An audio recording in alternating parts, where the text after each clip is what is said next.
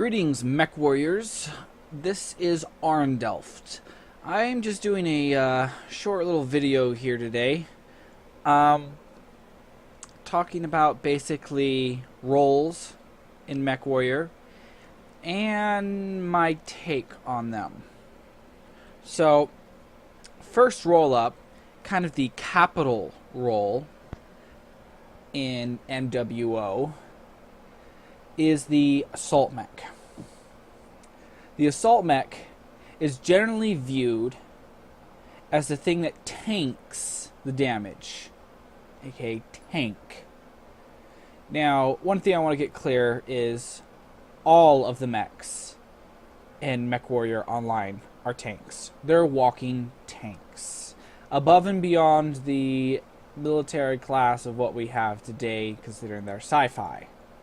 And even in the MechWarrior universe, all across the board, a mech is the pinnacle of land-based weapon technology.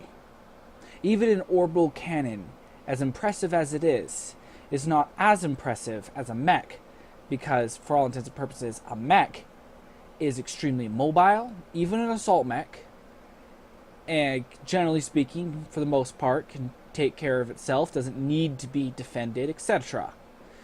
Now, there are exceptions to every rule. Starting out with the assault mech, in my opinion, the assault mech should never simply be used as a tank. It should be treated quite similarly to a capital ship in a fleet, in the fact that it should have, well, support. Be supported. Literally, a capital ship in a fleet has a flotilla of ships all around it, many of which defend it. Now, mind you, capital ship, big old cantankerous thing, is usually also one of the ships that has the greatest amount of firepower, depending on its class.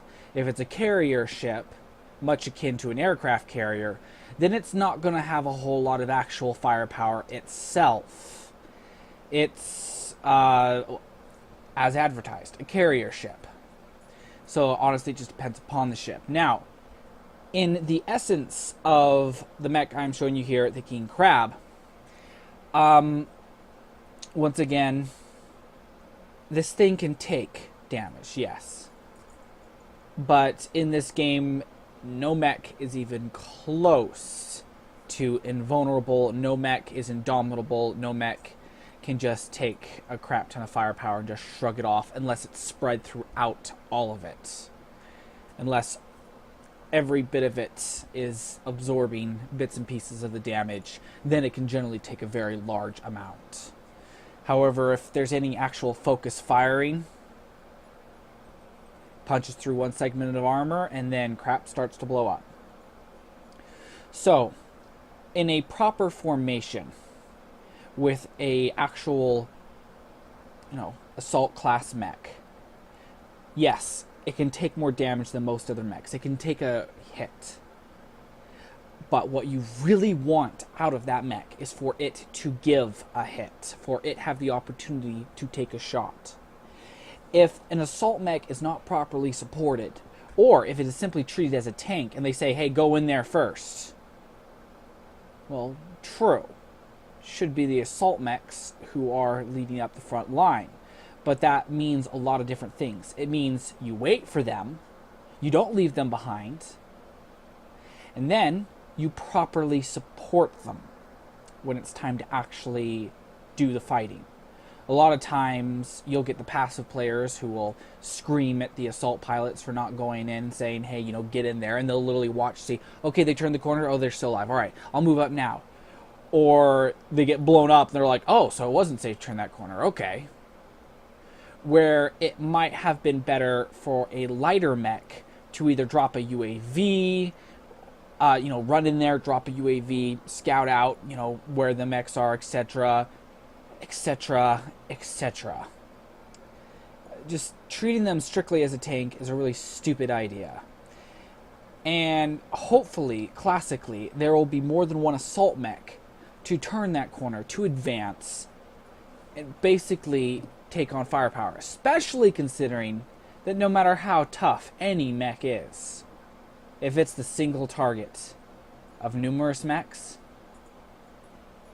it's probably going to die very quickly before it manages to actually land any real damage. Which is why it's extremely important to actually value your assault mechs for what they are. Not only the ones that can take a hit, but the ones who can dish it. They need to be properly protected. And as for the weighting up for them, that also comes into supporting them. Now, having a mech that's, relatively slow, like the King Crab here, I think one of the maximum speeds you can push it to is maybe 60 kph with the maximum engine and speed tweak, though they did nerf it recently, so I'm not even sure if it can get anywhere near that. I think I've managed to push mine up to about 56 kph once before the nerf. But the King Crab, being a slow mech, generally needs to be supported. And a light mech can be the doom of it. Any veteran pilot knows exactly what I'm talking about if they've either piloted light mechs or assault mechs. Because a light mech gets in that sweet spot right behind it. Kiss that assault mech goodbye, because he'll just shred it through the rear armor, blow it up, and there's nothing it can do. It tries to pivot both ways, it tries to jink, anything. But if that light pilot's smart, there is nothing that assault mech can do. Not unless it's really lucky and has a corner it can back into or something along those lines. Now, the ideal mech for support isn't just any light mech, mind you. Light mechs are one of the more ideal support mechs, but not just any are the ideal ones. Gonna go ahead and hit select mech here. And I'm actually going to pull up a mech that I've nicknamed the Support Dog. It was custom built for support. I'm going to go ahead and go to its loadout here and show you why. Let's miss these. Alright. Now, 3 clan anti-missile systems. Pretty fair amount. I heard a statistic once where someone did the math. And I think about 1 anti-missile system might be able to cut down on, I think they guesstimated 15% of incoming missiles in an average spread. Now, clanner spreads, they're a continuous stream, which has pros. A continuous stream will keep the enemy mech on the back foot for longer, the continuous hits. Whereas an inner sphere spread is just one and done, just one boom. With an anti-missile system has less opportunity to shoot down missiles in an inner sphere spread because it's all just one big bunch. Where in a clan spread, it has a continuous stream to strip missiles out of that stream. So it has more opportunity to do that for a longer period of time. So pros and cons. But just a general perspective, about 15% of missiles are stripped out per anti-missile system, and that's for a regular rate of fire. And you've got 3 here, so averaging that out, that's about 45%. That is almost 15%. Kind of impressive. So we're going to go down here to the quirks. Now, what you're going to see here is just some, I don't know what quirks we got. Besides that, I don't really pay attention to a lot of the ones.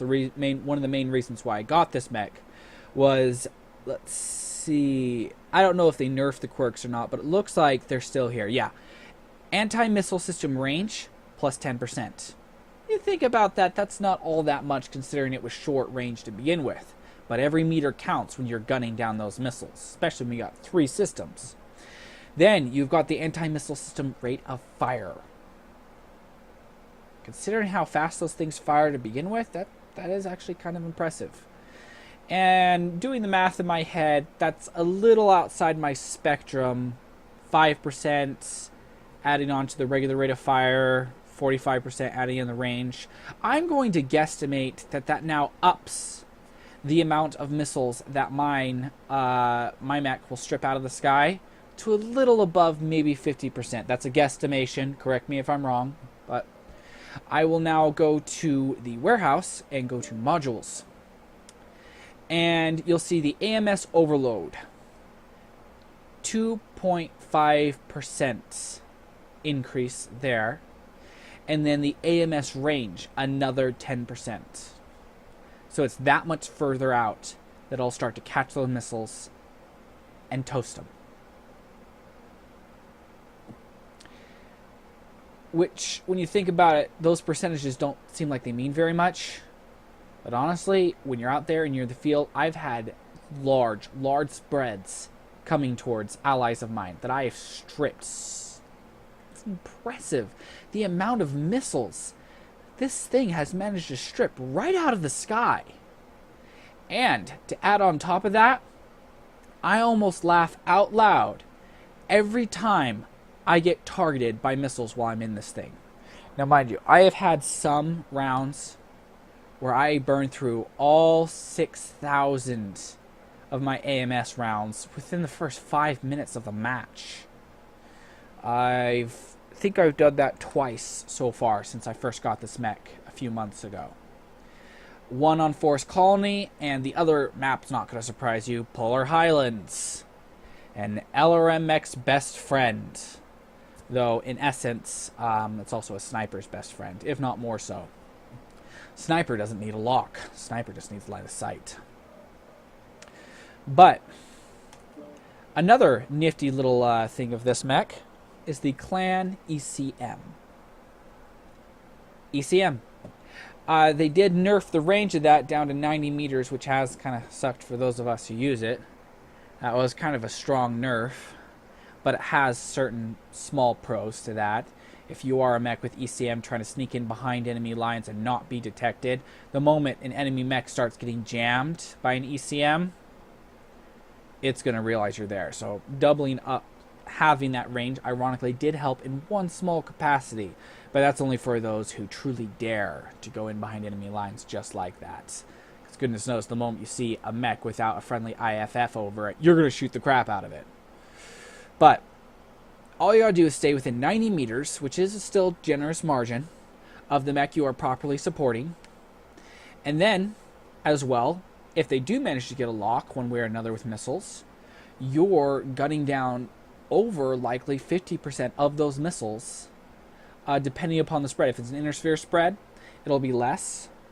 If it's a clan spread, it'll be a great deal of them, depending on the amount coming in, the quantity, how many missiles were launched at the same time, etc. I mean, when you run the numbers, there are just so many variables to add in. The mech's actual offensive weapons for a support mech. Because let's say there is a light mech that decides to try and get in the sweet spot of the mech you're trying to support, and you got to be able to actually drive that thing off. You got to be able to say, shoot, die. There is 2 ER small lasers.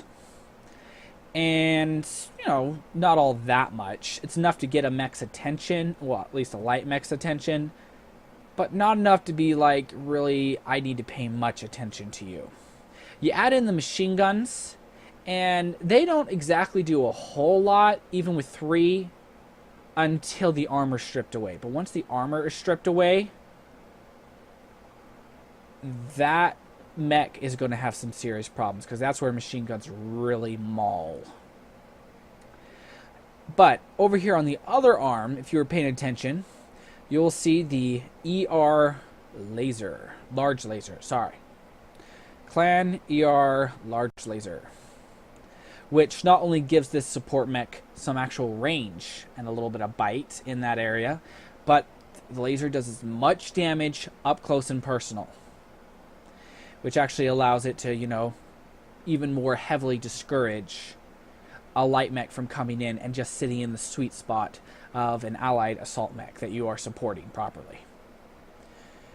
And I have indeed driven off more than a couple of those. Mind you, an SRM boat light mech is going to eat me for breakfast. But my job is to flush it out from the sweet spot of my allied assault mech. Once that happens, if my assault mech buddy is doing his job properly, he is then going to target and do his best to rip that SRM boat or whatever other light mech it is to pieces. And that's the way we're properly supporting each other. Because if I die, who's he's got left to actually protect his sweet spot? His blind side. Grand total of nobody. And finally, last but not least, is a clan active probe for a support class mech that is trying to be supportive in just about every way it can.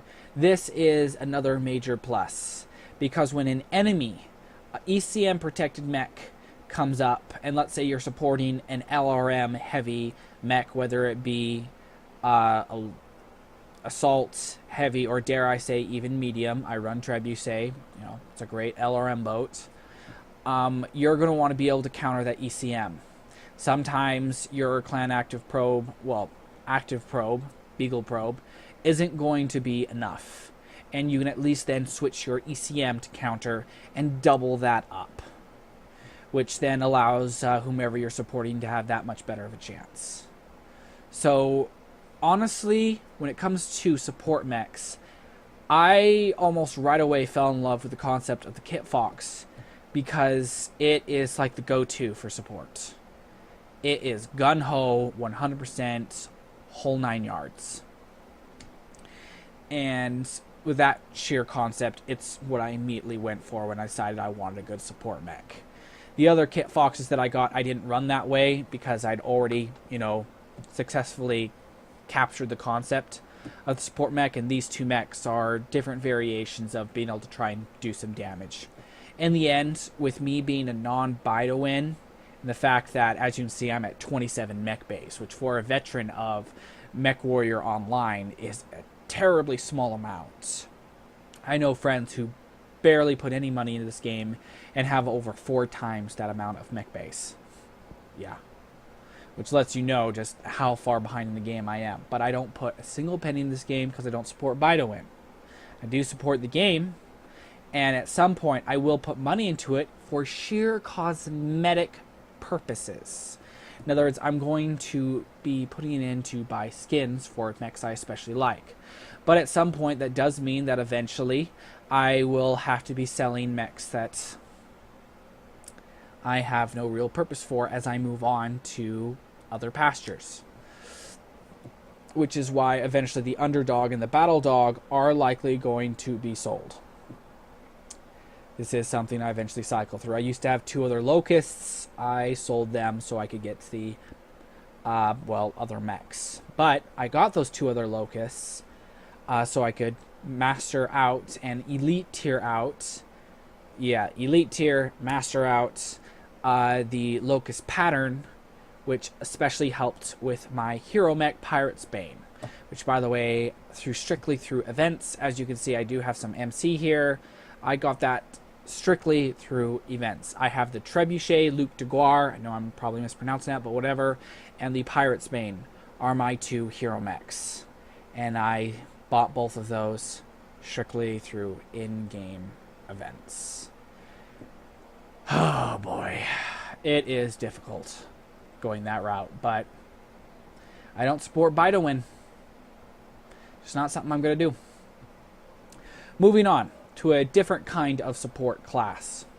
Now, in, the ways of how you should probably have a battle force, you have your assault mechs, who need to have actual supports.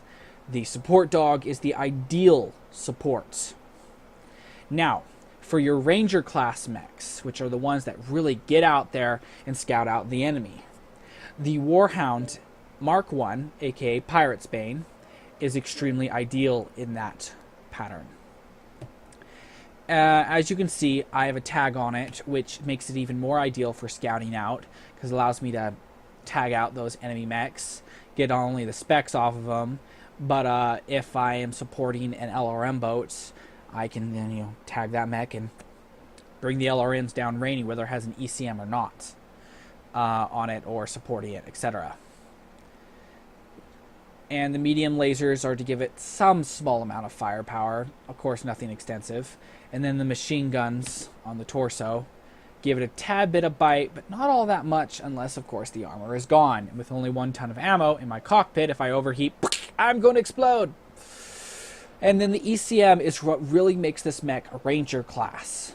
Because unless you see it, or you happen to be close enough to punch through its ECM, etc., you're not going to be detecting this mech. And it's not going to be flying on your radar. Which makes it ideal for that class. And especially since it's an extremely fragile mech, that ECM is doubly important. But it has no bite. No real bite. I know there are some people who configure their pirate spanes differently. Some of them have actually successfully made them rather dangerous and lethal in combat. I just configure mine a certain way because, of course, I like them this way. And I have a lot of fun doing it like this. It's just doesn't have a whole lot of bites. And it's best for simply scouting out and being a ranger, or in conquest mode, going out and capture those points. I believe I also have my capture accelerator module attached to this. Not currently, I don't, but I do have the radar deprivation on there, which is actually extremely handy because if someone does get a lock on you, all you got to do is slip out of their line of sight, and even if they do reattain sight on you and have the opportunity to lock, they're not going to actually be able to do anything, well, for the first minute or so, lock-wise, because they have to immediately reobtain that lock, because the moment you're out of their line of sight, they lose lock. Well, the moment you're out of line of sight of whoever has the lock on you. Okay. Well, this is the Ranger class that doesn't really have bites. But for one of my favorites that does, the Tasha Mashar of mine, this is the Raven 3L, which, if I do say so, is a fantastic mech. I'm doing a bit of a different build on it right now. As you can see, it's more of a support class with the NARC and only 3 medium lasers. But one of my favorite builds on this particular mech is 2 ER large lasers. Or even for that matter, just large lasers. Those still have decent range. So if you want to be able to truly have that long range, your scout, but you still want to be able to hit and run, this is an ideal way to go. The ECM allows it to be difficult to detect. The XL engine, well, of course, making it a bit more fragile, gives it that serious maneuverability, etc. It's all around, in my opinion, a very squared off build, and I seriously enjoy running it. But just those 2 yard large lasers allows you to come in, hit decently hard, and then run. Because anyone who's a sniper knows, I emphasize this, especially for lighter mechs. Do not stay in one spot. Hit them, then move. I see so many snipers who pop their head up, make the shot, duck back down, and then pop their head out again in the exact same spot. Maybe you can get away with that twice if they didn't see you the first time. But sooner or later, any pilot that's above the green level status is gonna catch on. Snipers, be smart. Know your class. Know what to do with it. You wonder why you keep getting killed? Might be because you're not obeying one of the #1 rules of snipers. Hit and run.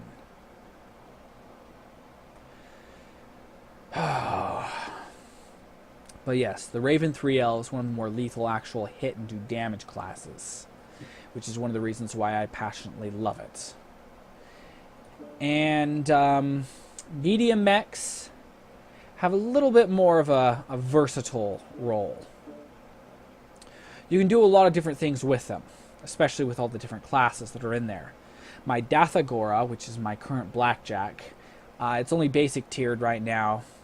I'll eventually get around to buying 2 other blackjacks when I have the mech base and the time to basic tier and then elite tier them out and then decide which one I love the most out of the 3, keep that one and sell the other 2. That way I can have one that's master tiered out. The Dathagora is actually one I'll likely eventually end up selling, because there's a lot of other ones out there that I like the look of more. But the Blackjack is honestly a very squared off, dangerous, lethal little mech. And it can run as support.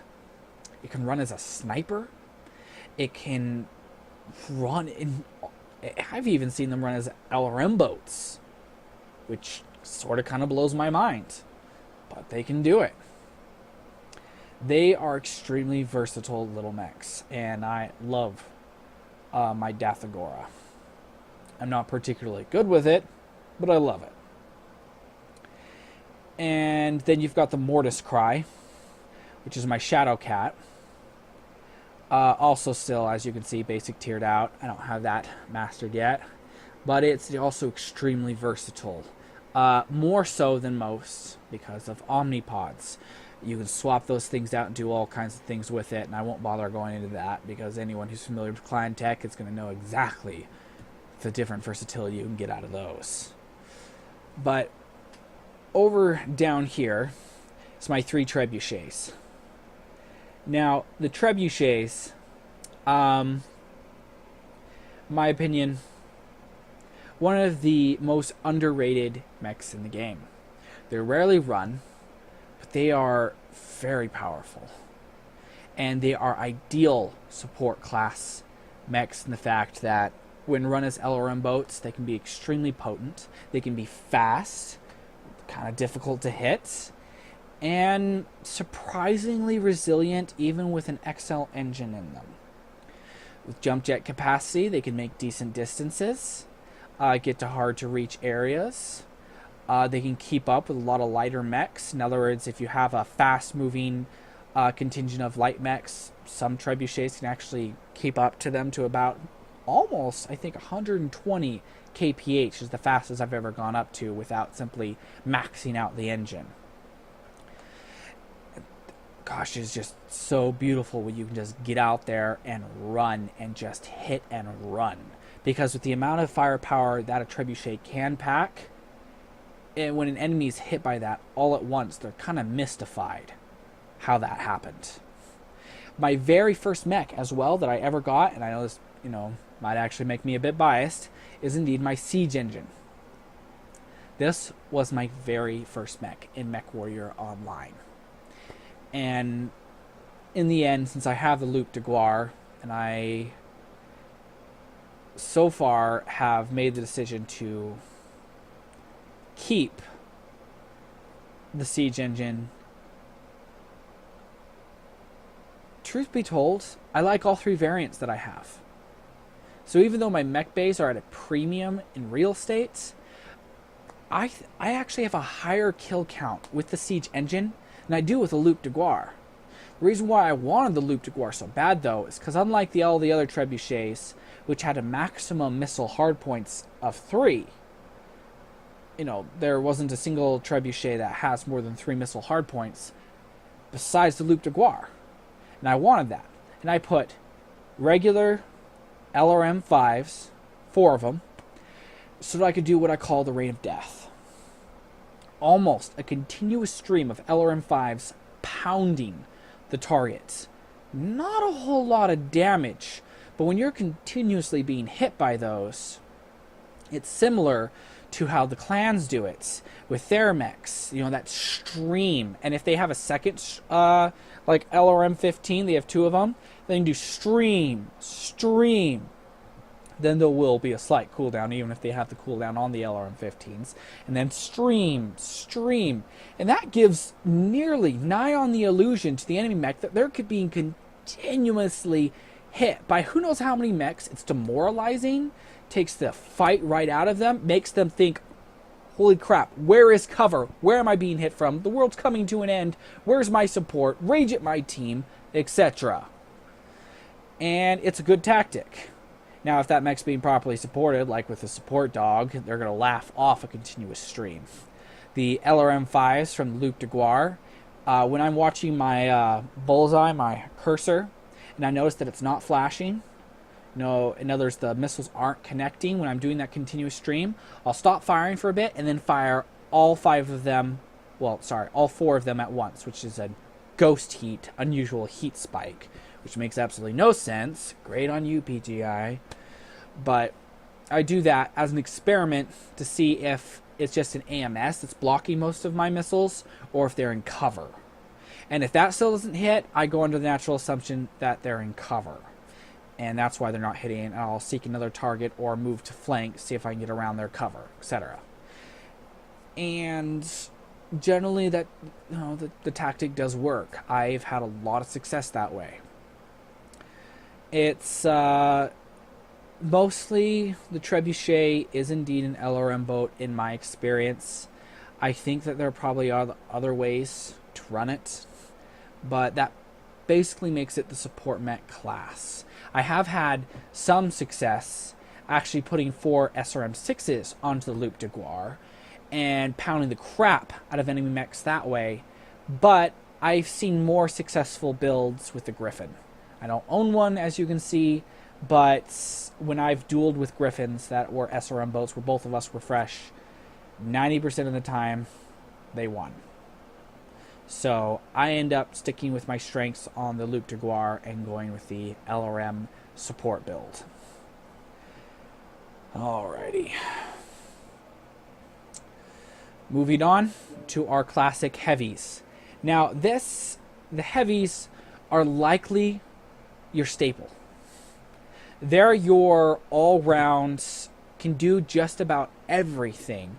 I mean, you can get some of them up to some seriously impressive speeds to boot. Almost scouting class, but not quite. But they can be that packs a punch, hits and runs. You're not quite sure what did that kind of thing. They can be snipers. But generally speaking, they don't need support a tenth as badly as an assault class mech will, because most of them have seriously high maneuverability. Unless it's in an inner sphere model that you've just put a really slow engine in, and then it's just on you. But out of these kinds of mechs, they're a seriously beautiful staple that I love that way. Now, going to the ideal formation, you'll have your Ranger class mechs, which will be out there in the field scouting for you. And you'll have your heavier Ranger class mechs, like the Raven 3L, which will be capable of not only scouting, but hitting and running. And then you will have, moving up, you'll continue to have your support mechs, like the support dog, which will stick back with the assaults, make sure they're safe, cover them in every circumstance that they can. And then moving up, you'll have your medium mechs, which are also a staple. You can do a lot of different things with them depending on the kind that you have. And you can squeeze seriously good support mechs out of those. I've seen some good ones in the support mech class. And then you've got your snipers, your LRM boats, etc., etc., etc. In a classic formation, you'd see a lot of those sticking back with the assaults in a proper formation. A lot of them moving up to the front line, like a little bit ahead of the assaults, because the assaults are a bit slower, and you got to have, continuous laying down fire on the enemy. And you don't want to always wait for the assaults in that arena. And then, of course, your LRM boats are generally going to be sticking by the assaults the whole time. And in the event of a rush, no matter what kind of rush it is, when the assaults get rushed, then the support mechs, even LRM boats, should have some kind of weapon besides LRMs to actually be able to help harass or shoo off whatever it is that's coming and hitting their assaults or other mechs. Mind you, assaults can generally take care of themselves. Just get them out of that sweet spot. Or if it's that tiny little mech that's an SRM boat that's running in and hitting you and trying to then get away, you want to be able to at least harass the crap out of that thing, do some damage to it, hopefully rip off a leg. Oh. Get all kinds of classes. But then you move up to the heavies, and generally speaking, heavies are going to be one of your frontliners. They're going to be those people who are at the forefront as much as possible, but in an ideal formation, they will be sticking with the assaults, right with them, toe-to-toe. Because when you turn that corner, as all those mechs are coming around and towards the enemy formation, you want to be able to be getting out as much firepower as possible. Heavies have ideal firepower capability with maneuverability, which allows them, yes, to gun ahead of assaults, but sticking with them, in my opinion, is one of the most lethal formations. Because as you turn that corner, doubling up on that firepower, but being able to move around faster, chase down enemy mechs, etc. I don't know. I've had a lot of success that way. Forming literally a vicious firing line that quickly. Right at the forefront. With your assault mechs, of course, LRM boat-wise, I've experimented with one of my king crabs. That way, I had actually a lot of success with it, but I'm hated on like nobody's business for it. Like, literally, the LRM king crab is hated on a lot. And the thing is, though, as I said, I've had a lot of success with it. But it's an assault class mech that's turned basically into a support mech. And because of the conception that all assault mechs are your tanks, their job is to go in there and tank the damage instead of deal it. It's like a serious joke. I'm sorry, but your assault class mechs are not paperweights. They're not meant just to take damage. They're meant to dish it. Which, yes, when they're sitting there and you have a pilot who's afraid to charge, that might be because they know they have too passive a team, and that if they go charging in there, even if they say to everyone, okay, people, I'm charging in, and the whole team just watches them die, might be a pilot who is familiar with that concept and knows that's what's going to happen when they go in. But when you have a responsive team, your assault mechs move in with their support mechs, with the heavy mechs that are keeping pace with them, whole 9 yards. And that initial spread, when you engage the enemy, when you see the enemy formation, you call out a target, you all start focusing firing, and your heavy mechs being more maneuverable, moving back and forth, that's also an extremely good idea, because when you're trying to focus firing on a target, people are moving around. Mind you, don't jump into each other's line of fire. That is, unless you're running for your life, try to, if you have, comms, try to see who you're running in front of and give them a warning. I've actually had people do that for me. I was in one of my king crabs, 4 ultra autocannon 5s, and I was pounding a target, and I had someone say, Arendelft, about to be passing in front of you. I ceased fire, they passed in front of me, and I think it was a heavy mech, yeah. And then the moment they were by me, I started firing on my target again. It was beautiful coordination that I wish my computer had high enough specs for me to properly record gameplay without serious lag. It mucks up every single recording that I make, and mucks up my gameplay when my game starts to lag because I'm trying to record. Otherwise, I would be recording a lot more gameplay. Oh, but my graphics card is just a little too far behind the times. But all around, coordination, situational awareness, teamwork are your staples. They will win the game for you every single time. Now, you're going to get people who disagree with you, people who are even going to hate on you, people who are just going to come at you when you have different views to them. That is inevitable. Sometimes all you can do is ignore them, mute them, or maybe debate with them if they're actually reasonable, etc. There are sometimes actual options. But most of the time, when I've come across trolls who just hate the way that I'm doing things and just hate on me, I mute them. If they don't like my tactics and they tell me my tactics never work, I can only chuckle because I've seen them work. I've led drops to successful victories, sometimes against nearly impossible odds, even after I went down, then viewing the game and doing a successful actual, still being a drop commander to the best of my abilities, leading to victory that way. So when someone hates on me and tells me that I'm completely incompetent, all I can do is laugh. Because I know I've had many successful drops doing all kinds of different tactics. And when I experiment, I try to let people know this is a different kind of tactic that I'm trying, etc. But for me, this is Arendelft, just giving in my opinion, one of the better formations to run. There's a lot of flexibility, a lot of maneuverability, a lot of different ways to alter it. But one of the points I just want to emphasize is support your assaults in all things. Coordinate with teamwork and have situational awareness at all times. Well, in any case, if anybody has any feedback, feel free to leave them in the comment section below. If you like this video, feel free to give it a thumbs up. If you dislike this video, feel free to give it a thumbs down. And if you really like this kind of stuff, go ahead and subscribe. In any case, don't get into too much trouble or do. It's always up to you. Toodles!